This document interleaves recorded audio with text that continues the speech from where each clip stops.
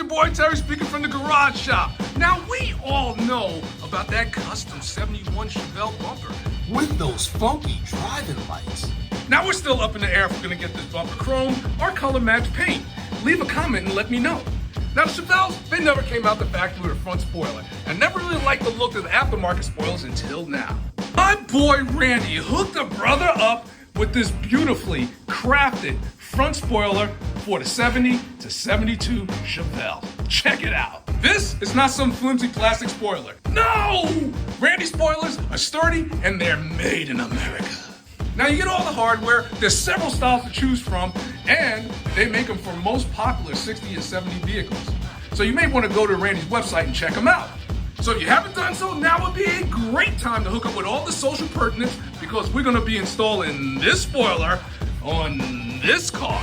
And you don't want to miss it. So as always, be easy.